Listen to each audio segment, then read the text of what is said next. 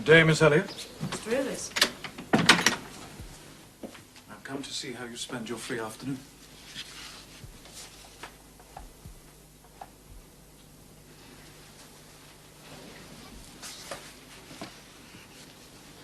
Is the portrait like? Like? Like whom? I did not observe it closely. Oh, but you did, Mr. Rivers. It is a well-executed picture. Of? Of Miss Oliver, I presume. And would you like me to paint you a copy? That I should like it is certain. Whether it would be wise is another question. As far as I can see, it would be wiser if you were to take to yourself the original at once. She likes you, I'm sure. You ought to marry her. It is strange. Though I love Rosamond with all the intensity of a first passion, I experience at the same time a calm, unwarped sense that she is not the partner suited to me. Strange indeed. Rosamond a sufferer, a laborer, a female apostle, a missionary's wife? No. But you might not be a missionary. You might relinquish the scheme. Relinquish my vocation? My foundation on earth for a mansion in heaven? Never. It is dearer than the blood in my veins. And Miss Oliver? Are her disappointment and sorrow of no interest to you? She is surrounded by suitors. She will forget me in a month and marry someone far more suited to make her happy. Oh, you speak coolly, but you suffer in the conflict. You are certainly not timid. I scorn the suffering. It is a mere fever of the flesh. Reason and not feeling is my guide. I honor endurance, industry, talent. Your own progress I watch with interest because I consider you a diligent, orderly, energetic woman. It is not because I sympathize with what you have gone through or what you still suffer. I am, in my original state, a cold, hard, ambitious man. It is true. My religion has turned the original materials to the best account, but she could not eradicate nature.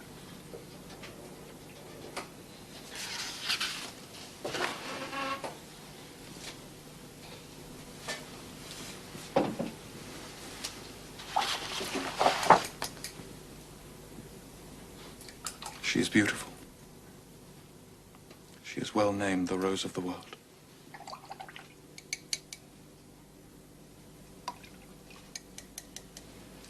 And may I not paint a copy for you? Cui bono? No. Good day, Miss Elliot. Good day, Mr. Rivers.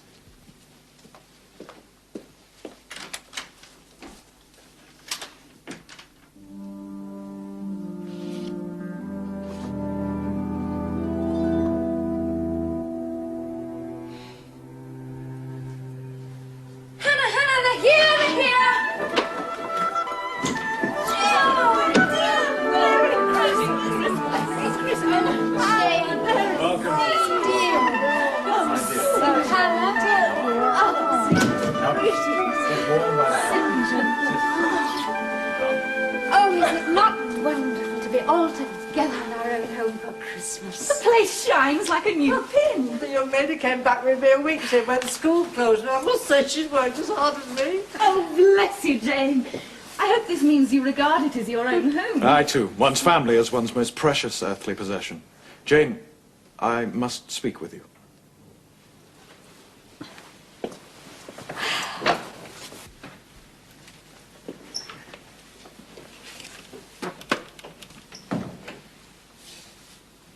Jane, come and sit by me.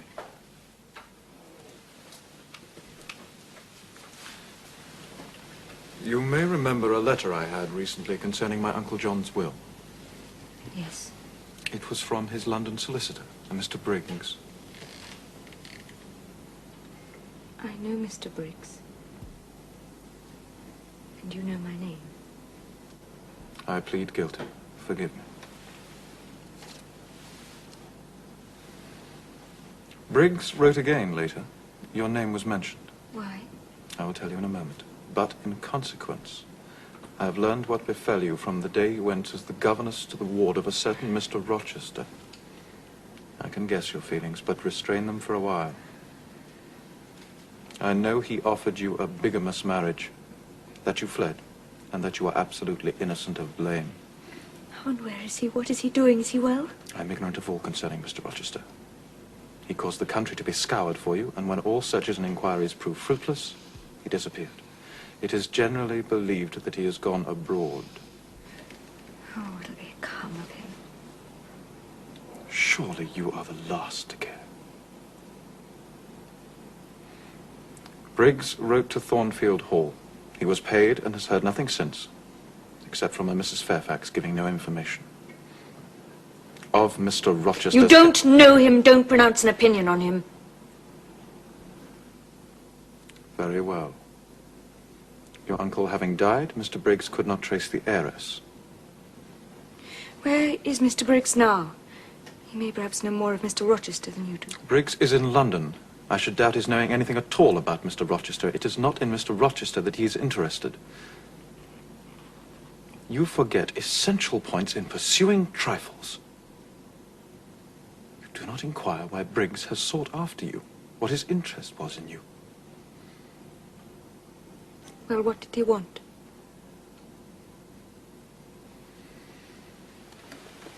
Merely to inform you that your uncle, Mr. Eyre of Madeira, has died, that he has left you all his property, and that you are rich, an heiress. An heiress? Your uncle left you £20,000.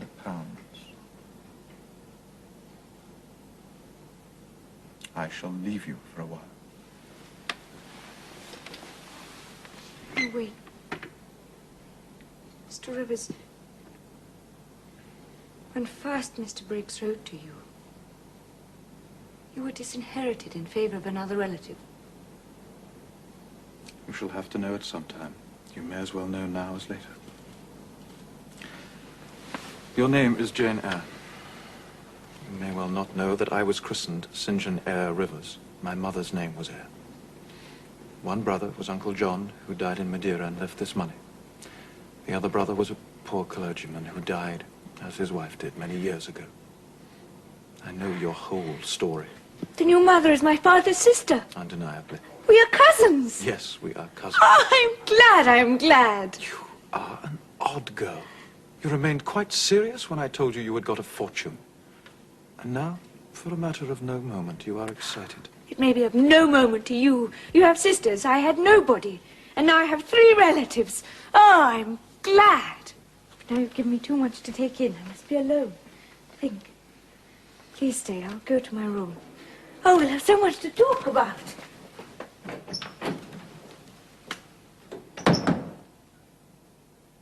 My dear, if I comprehend you, this is impossible. What is there to comprehend? There is £20,000. We have 4 cousins. We have each an equal right. Divided equally, we each have £5,000.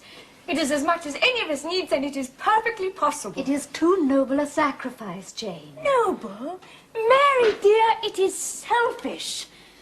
I am resolved to have a home and family. I like Moor House. I will live at Moor House. I like Mary and Diana, and I will attach myself for life to Mary and Diana. Jane. To have £5,000 would please me.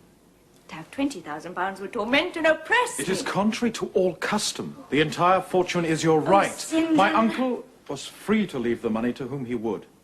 He left it to you. Were you to argue, object, and annoy me for a year, I could not forego this delicious pleasure. Jane, you cannot imagine what an important lady you will be with £20,000. Society will be open to you. My society is here. I never had a home. I will have a home.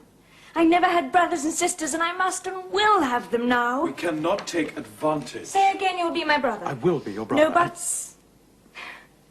I will stay at the school till we find a new teacher, and then I will return here to my family.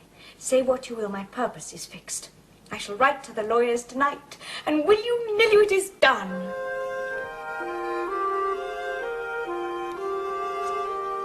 How quickly the winter went by.